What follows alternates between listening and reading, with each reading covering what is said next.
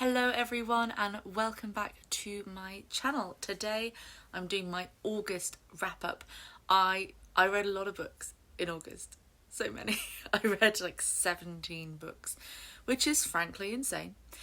Between going on holiday, having lots of car journeys where I could listen to audiobooks and doing 3 readathons, we've read a lot of books. So this month I participated in the trope-ical readathon, which was month-long, the Merlin readathon, which was the first 2 weeks of August, and the polarthon mini meltdown towards the end of the month. So as I go through the books, I'll go quite quickly because there's a lot. As I go through, I'll tell you which ones I read for which readathon. The first book I read in August is The Downstairs Girl by Stacey Lee. Now this book is set, it's a YA historical novel set in the late 19th century in Atlanta, Georgia, and follows Jo Kwon, who is a Chinese American girl who has just been fired from her job at a hat shop, and so she goes to find a new job working as a servant, and also has a secret double life as a columnist in a local newspaper / magazine. I really enjoyed this book. Reading it was a really kind of fun experience, and it touched on loads of really exciting topics and interesting topics, including the sort of early feminist movement, but also things like intersectionality and colorism and how those were not addressed in the first feminist movement. Like I said, I did really enjoy sort of reading this book. There wasn't much of a plot, and usually that doesn't bother me, but it was all sort of very convenient and tied up at the end, which felt a bit like, oh, we've suddenly got to the end. But apart from that, really enjoyed it. Would recommend if you enjoy historical fiction. Next up, I had a reread / audiobook. I listened to the audiobook of Holes by Louis Sachar. This is just such a good book. It's such a good book. I've read this a few times now. I read it as a kid. I think I've read it sort of at some point as a teenager, and then I listened to the audiobook as an adult, and it just gets better and better and better.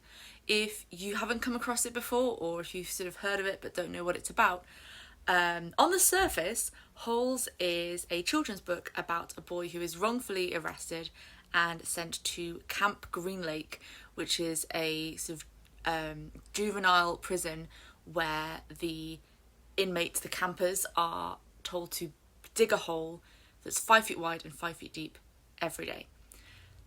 And as the story unfolds, then it's clear that they're digging for something. There is another reason to them digging, and you also get these interwoven plot lines of various things happening in the past. So the story of Stanley's great-great-great-grandfather, or great-great-grandfather, I think great-great-grandfather, just the two greats, his no good, dirty, rotten, pig-stealing great-great-grandfather, who is the reason why they have this family curse, which is why he got wrongfully arrested. And then you also have the story of the town that used to be on the site where the lake is, where the camp is, and what happened there. It's just so good. It's a masterpiece in having different plot lines that all interweave and come together so well at the end. Like, this book is less than 250 pages long, and so much is packed in, and so much is sort of observed about life in America today and American history.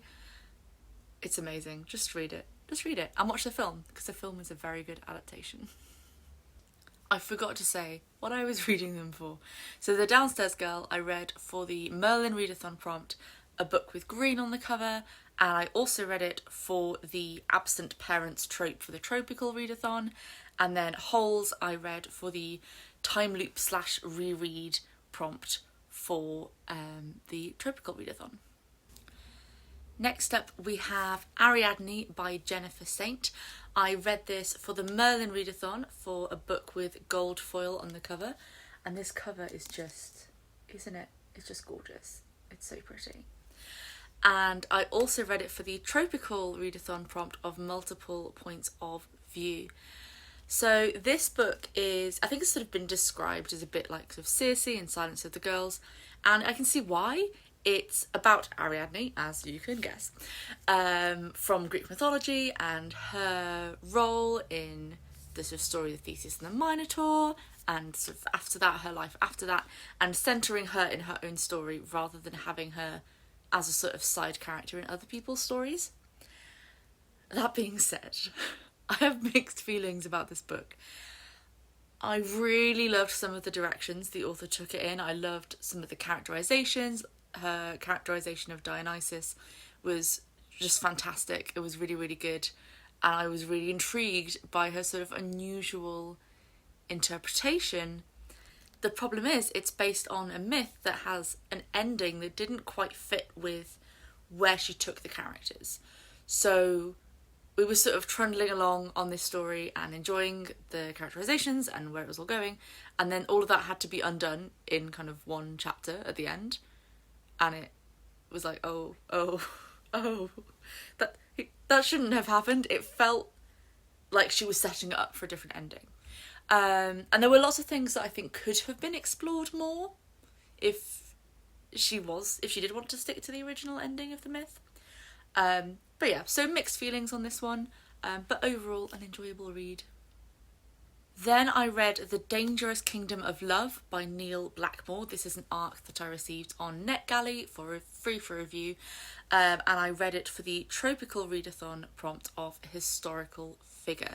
So The Dangerous Kingdom of Love follows Francis Bacon, who was a very prominent figure in Elizabeth I's court and James I/6th court. And this book focuses on the court of James I of England / James VI of Scotland. I did write a full review for this book, which I will leave in the description, along with any other written reviews for the books that I read this month. This book was so good, but not in a way I expected it to be. So we're based in the court of James I.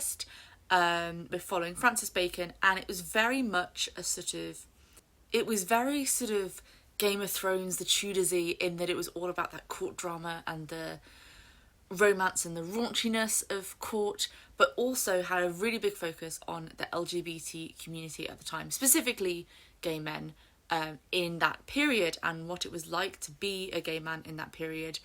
I thought it was a really sort of powerful story at times. There were some really emotional moments.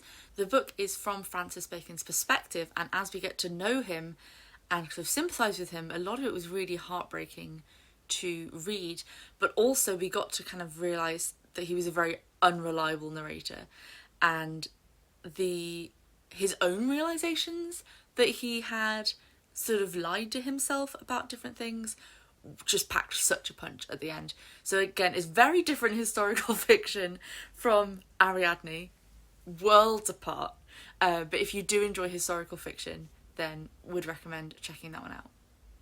Speaking of completely different styles of historical fiction, the next book I read was Reputation by Lex Croucher, and this book was so good. I listened to the audiobook of it, and it fulfilled the trope-ical readathon prompt of a coming-of-age story. So Reputation is about Georgiana Ellers, who is a young woman in Regency England who basically has a kind of Mean Girl storyline at the start. She's just moved to a new village, a new town, and she gets sort of taken in by the popular girl Frances Campbell and goes to all these parties and gets involved in this sort of scene of things that her aunt would definitely disapprove of. It was so good. This book was just so good.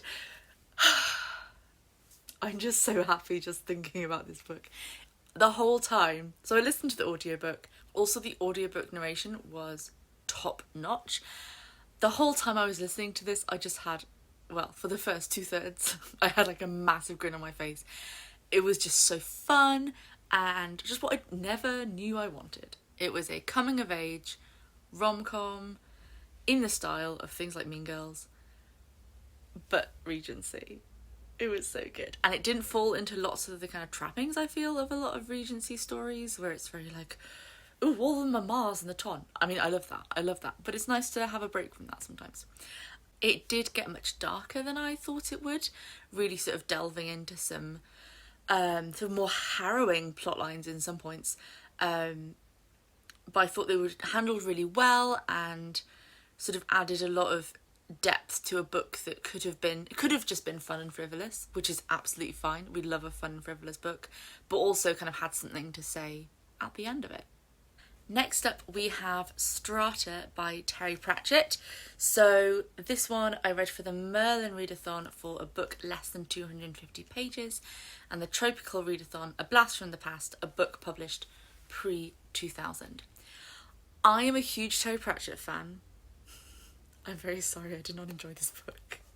It was fine, it was fine. It's one of his early books, and to be honest, at this stage, like, I wouldn't have picked this up if I'd never heard of Terry Pratchett. You know, I'm just reading the ones that I haven't read yet, and this is one of them. I did enjoy this from the perspective of a Discworld fan reading his earlier novels. Like with The Dark Side of the Sun, there were a lot of ideas that would eventually appear in the Discworld novels. Most obviously, in this one, a flat earth. So yeah, I think I gave this 2 stars.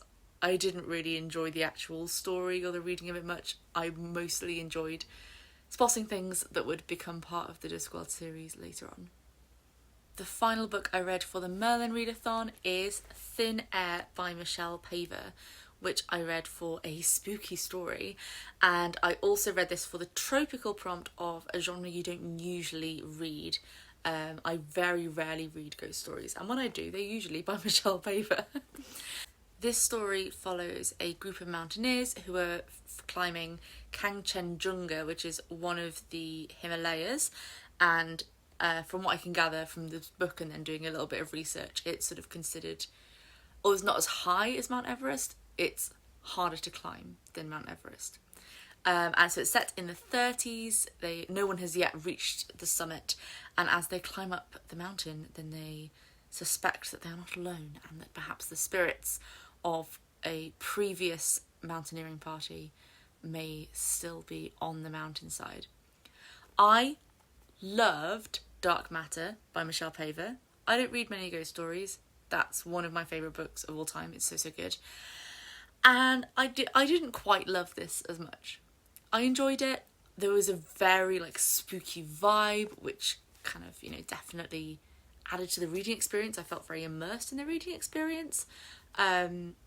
It was a little bit like, oh, there's a ghost and we went home again at the end. There wasn't much closure, I felt, at the end of the story.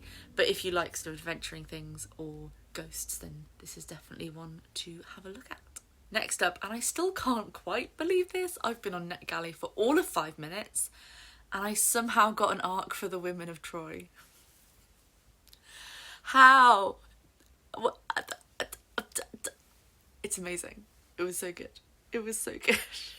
So, The Women of Troy by Pat Barker, I read it for the retelling prompt for the trope-ical readathon, and also because I had an arc from NetGalley. It's the sequel to The Silence of the Girls, which was one of my favourite books 2 years ago when it came out. And as the title suggests, it is about the women of Troy after the fall of Troy in the Trojan War, once they've all been sort of kidnapped by the Greek army. Briseis is still the main character. She's still our narrator for most of the story. And I actually thought this was even better than The Silence of the Girls. It was just so good. In the story of the Iliad, Briseis is a woman who is captured from Troy and is kept as a slave by Achilles. Now, in things like the Song of Achilles, then it's a much more sympathetic writing of Achilles and his relationship with her.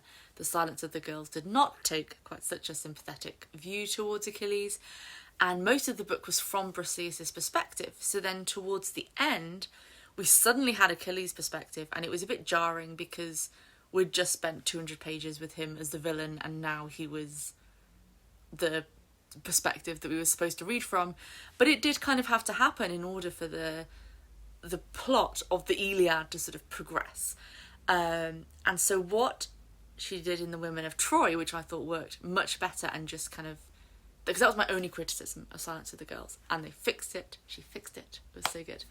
What she did slightly differently in The Women of Troy is that the different perspectives were sort of sprinkled throughout rather than suddenly coming at the end, which just felt like it had a much more even momentum. And Briseis' character growth from the previous book was just great. It was great. I did write a full review of this, which I hope was much more coherent than my current ramblings. So I'll pop a link to that down below if you would like to read it.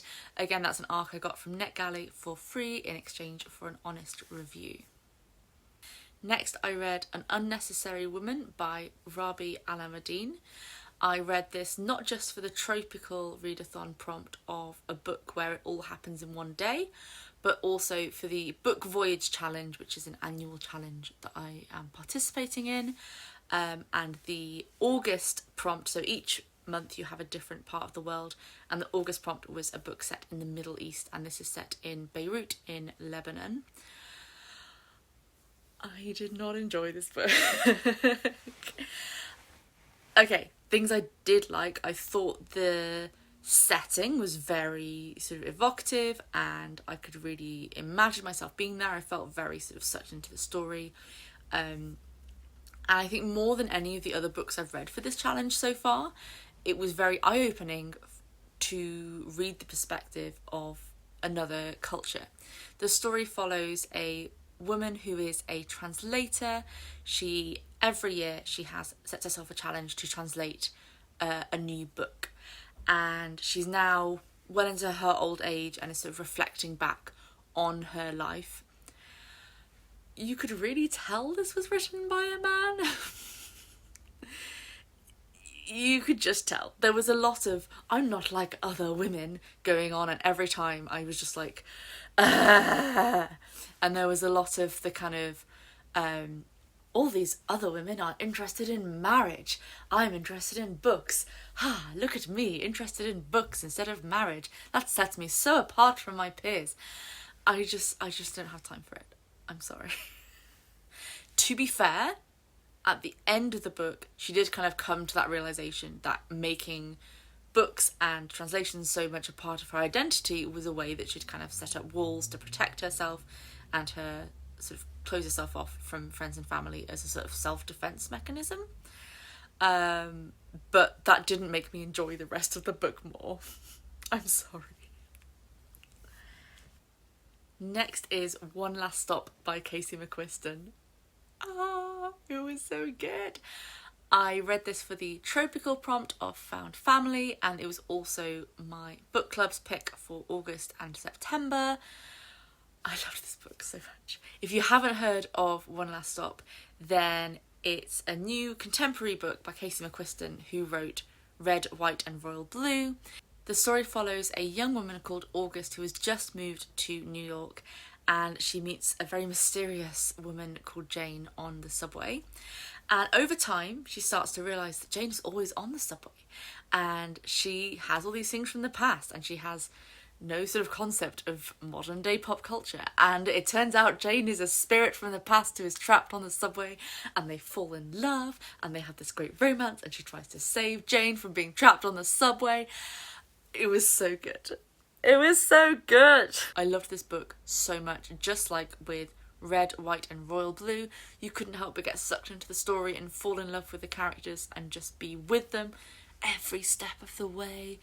And I also loved that there were really strong themes of found family and a really kind of positive, joyous depiction of the wider LGBT plus community. I thought that was just so lovely to read about. You so rarely read it, you know?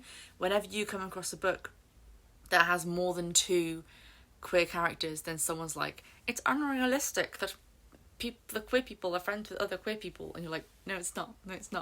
I loved that there was just such a diverse group of people who were all friends and all supported each other, and it lifted my rainbow heart. It was glorious.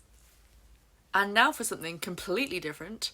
For the Here Be Dragons prompt for the trope-ical readathon, I read Pemberley, Mr. Darcy's Dragon by Maria Grace. As you can tell from the title, this is Pride and Prejudice, but with dragons. I am pleased to report it's significantly better than Pride and Prejudice, but with zombies. What Maria Grace did with this book is, instead of just retelling the story of Pride and Prejudice, but with added dragons, is she sort of took the opening scenario of Pride and Prejudice, added dragons, and then just we watched the story unfold from there. So in this world, then not everyone can see dragons or speak to dragons, only a few people can, and those people have companion dragons, and the owners of big estates are companions to the dragons that go with those estates. So Pemberley is Mr. Darcy's dragon, and Longbourn, as well as being the name of the house, is Mr. Bennet's dragon. And Lizzie she's also a dragon keeper, a dragon companion, I think they were called. The egg that will hatch to become the dragon Pemberley has been stolen by a member of the militia while he was in Derbyshire. I wonder who it might have been. I had such a great time. It was the Pride and Prejudice characters. It was dragons. Two of my favourite things came to meet, and I had a glorious time doing it. I was very surprised, this is a slight spoiler, that Lizzie and Darcy did not get together at the end. But that's not because they didn't get together, it's because this story about the dragon theft only covers like the first bit of Pride and Prejudice. So there's more to come. I don't know if I'll continue with the series. Maybe if I find myself craving more Jane Austen dragons, we'll have a look at the next one. Next up we have another audiobook, A Curse of Roses by Diana Pingika. I think I pronounced that right. I'm very sorry if I didn't. I read this for the food trope prompt for trope-ical readathon, and this book is based on a Portuguese myth from, I believe, the 13th century or the 14th century about a princess who could turn food into roses. And so the story follows the Princess Isabel and kind of extrapolates that myth to imagine what it must be like to turn food into flowers and how terrible a life that must actually be to live, because you can't eat because it all turns into flowers. So she goes on a mission to rid herself of this curse and enlists the help of a magical being, and sparks fly between these two women as the story unfolds. I really loved the premise of this, and I thought the way the author took the initial kind of setup and then turned it into this big story in this world was really, really great. I did get a little bit annoyed with the main character as the story went on. I think especially when you have an audiobook, you know, you're with those characters for like 12 plus hours. So about 2/3 of the way through, I was sort of like, come on, get over it now, we need to move on, we need to get things done. But I did enjoy it. It was a fun YA fantasy and very unusual from what I've read before. Next up we have The Bone Dolls Twin by Lynn Llewellyn. I read this for the prophecy prompt for the trope-ical readathon, and first of all I find this cover extremely unsettling. I was so relieved when I finished it that I could put it back on my shelf and I didn't have to look at it anymore. Lynn Llewellyn wrote the Night Runner series, which is one of my favourite series of all time. It's so great. And I wasn't going to read this other trilogy of hers until I found out that it was set in the same world as the Night Runner series. I was like, well, now I have to. This book follows a young Prince Tobin who is unknowingly part of a prophecy and has been disguised from birth in order to keep him safe. It's a very interesting book, just like with the Night Runner series. Then Lynn Llewellyn really sort of explores ideas of gender and our sort of preconceptions of gender. I'm very intrigued to see where this goes. The series could go literally anywhere. I could not tell you. Even though it's a prequel, who knows what could happen. And if the Night Runner series told me anything, it's that even if there's a prophecy that tells you what's going to happen, you don't know what's going to happen. I'm looking at you, books 4 and 5. I'm looking at you, books 4 and 5. Then another arc from NetGalley that just suddenly I somehow managed to get a copy of is The Inseparables by Simone de Beauvoir. Yes, a review copy for a book by Simone de Beauvoir, who is dead. I also took this off the mixed media prompt for trope-ical readathon. I mean, I'm still getting over the fact that I was sent an advance review copy for a book by Simone de Beauvoir. Simone de Beauvoir is a very famous French feminist from the 20th century. She wrote The Second Sex, it's her most famous book. And she wrote some fiction. She had a lot of fiction that was not published, and some of it is now being posthumously published, and this is one of them. This book was so good. It was just so good. The story is semi-autobiographical, so the names of the characters have been changed, but it does follow Simone and her childhood best friend. And her childhood best friend, who was called Zaza in the book, is referred to as André. I'm almost certainly pronouncing these wrong, so I'm very sorry to all of France. So the childhood friend died in her early 20s, having lived a very repressed life where she was not only not allowed to go and do things that she wanted to do, but she internalized all of the wishes and dreams and hopes that she had as being sinful and as being something terrible and bad that she should be ashamed of even thinking of.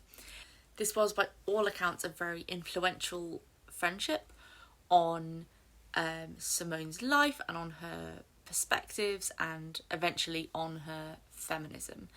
It was so heartfelt and raw, and I think that's one of the things you get from having a posthumously published book, is that she didn't get a chance to edit this herself, which opens up its whole other ethical questions about posthumously published books, which we'll address another day. She actually wrote 4 stories about herself and this friend, and only one of them was published during her lifetime. So she clearly is trying to work through something, and this was one of the stories in which she tried to sort of work through her feelings about her friend and how that impacted her life after her friend had passed away. It was just so heartbreaking and beautifully written.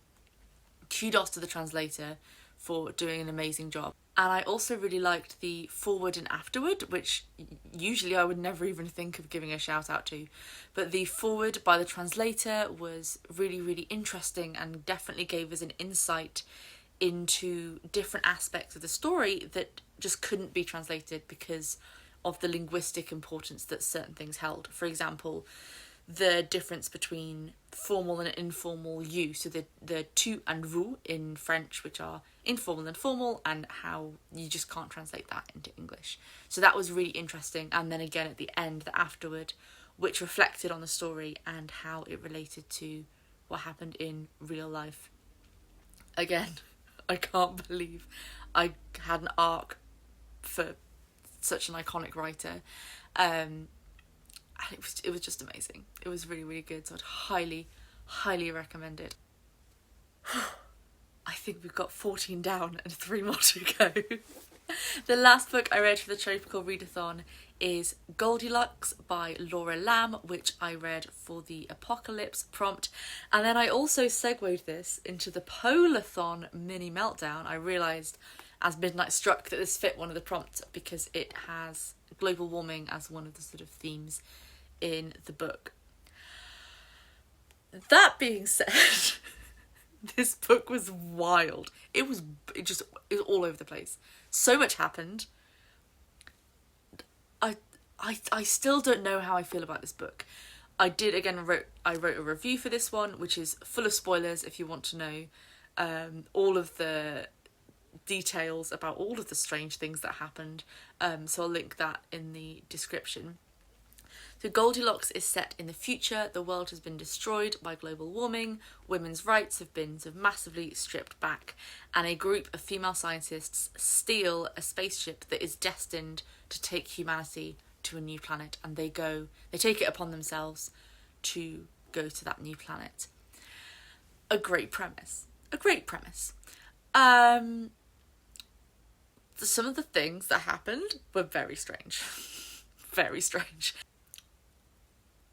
Lots of very interesting philosophical and ethical and moral and scientific ideas brought up in this book, and very few of them were actually explored. The villain, she started off as kind of a generic, morally grey scientist, and by the end was like Thanos level supervillain. I didn't like that she became so evil, or what turned out to be so evil, because she some of her ideas were interesting and had lots of ethical questions about them, and I would have preferred to have finished this book not knowing whether or not she was a good person. Because sometimes good people do bad things for what they think is a good cause, and we can all agree that they've made a bad decision and they've done a bad thing and that they are rightfully the villain of the book. But we can also think, but maybe they were doing it for the right reasons. Maybe we can support this particular view of theirs. I love some nuance, and this book just like destroyed any nuance that was left at the end. They were like, no nuance. These people are good and these people are bad. No nuance. So it was a bit of a disappointment, to be honest. Yeah, that's Goldilocks. Then we had... I'm going to count it as an audiobook. The line's very blurred here. You'll see why in a moment. Because it was The Tempest by William Shakespeare, which I listened to for the weather prompt of Polarthon, and also because I love doubling up on my readathons and reading challenges, it was my classic play for the Back to Classics annual challenge, so we've got double ticks off there as well. I say it's a bit dubious as to whether it's an audiobook because it's a play, so surely an audiobook of a play is just a recording of a play rather than an audiobook, but I'm counting it. It turned out I'd never actually read or seen The Tempest. I thought I knew what happened. I did not. I did enjoy it. Some of my favourite passages of Shakespeare are in The Tempest, so it was really nice to kind of experience them in situ, as they should be experienced. I would highly recommend, if you do want to get more into Shakespeare, listening to an audiobook or listening to it and reading the script at the same time, because it's how it was meant to be experienced, you know? So it's just a more accessible way of getting into it. And last of all, we got to the end. Book 17. The Left Hand of Darkness by Ursula K. Le Guin, which was also my ice prompt for Polarthon. I did not expect to enjoy this book as much as I did. So this is a science fiction book set far off into the future, where humans are living on all sorts of different planets. Some have evolved away from other humans, and we follow Generally A, who is an ethnologist who is exploring a planet called Gethen. And on the planet of Gethen, then, people aren't male or female. They are all sort of gender-neutral beings until they come to be in a relationship, to reproduce, etc. It was a very interesting book, written in the late 60s, so quite ahead of its time, to be sort of exploring ideas of gender outside of our binary ideas.